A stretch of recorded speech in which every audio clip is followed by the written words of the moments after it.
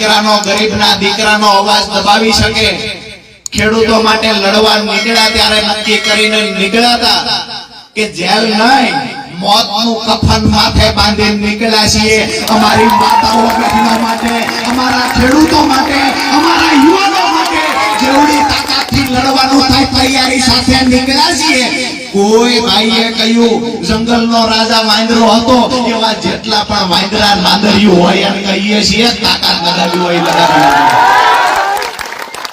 અહીંયા 2-3 દિવસ પહેલા જ્યારે હું આવ્યો, અમારા બધા ભાઈઓ મને મળ્યા, બળુભાઈ, નવગણભાઈ, પ્રવીણભાઈ સહિત આખી ટીમ પ્રેમભાઈ બધા મળ્યા અને મને જાણવા મળ્યું, અમુક બહેનોએ પણ વાત કરી કે દારૂનું દૂષણ વધતું જાય છે। મારી વાત બહેનો સાચી છે?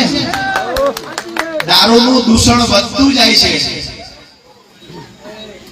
ગટરની પરિસ્થિતિ અઘરી છે, પાણી લોકોના ઘરમાં આવે છે, રોડ તૂટી ગયેલા છે, આ ઘણા બધા પ્રશ્નો છે અને એની સૌથી વધારે કોઈને પીડા હોય તો એ બહેનોને છે અને એટલા માટે આજે આવડી મોટી સંખ્યામાં બહેનો ઉપસ્થિત છે।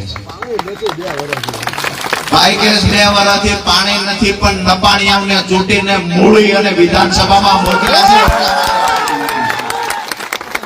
ચોમાસું ચાલુ છે, વધારે વિશેષ કઈ એ વાતને લઈને નથી કેતો, ચોમાસું પૂરું થાય અને રોડ જે તૂટેલા ગામના છે એ સરખા નહીં થાય, પાણીની વ્યવસ્થા જો સરખી નહીં થાય, ચોમાસું પૂરું થાય એટલે કે તરત જ ઓક્ટોબર મહિનાની શરૂઆતમાં તમે ભેગા આવજો, આપણો ઉતારો મામલતદાર ઓફિસમાં નાખવાનો છે।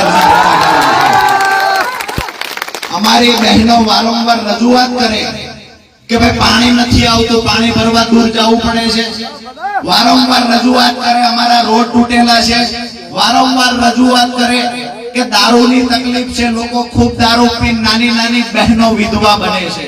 ક્યાંક ને ક્યાંક આ પીડા કોને સમજાય છે? નાની નાની 25 વર્ષની 30 વર્ષની દીકરીઓ વિધવા બને છે અને ચૂંટાયેલા નેતાઓને ભ્રષ્ટાચાર કરવામાં રસ છે, એને બહેનો દીકરીઓની પીડા નથી સમજાતી।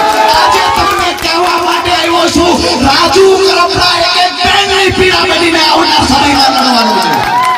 જ્યારે જ્યારે અમે રજૂઆત કરીએ છીએ, અધિકારીની ઓફિસમાં જઈને કહીએ છીએ, ખૂબ બધું પ્રેમથી કાયદાકીય ભાષામાં રહીને કહ્યું, આવનાર સમયમાં અમારો સામાન, અમારા માલઢોરને લઈ, અમારા ગોળા લઈ, અમારા ગાટલા ગોદડા લઈ આવનાર સમયે મૂળી મામલતદાર ઓફિસમાં સામાન નાખવામાં આવશે। મામલતદારમાં જો તાકાત હોય, પ્રમાણિકતા હોય તો અમારા વિસ્તારમાં પીવાની પાણીની વ્યવસ્થા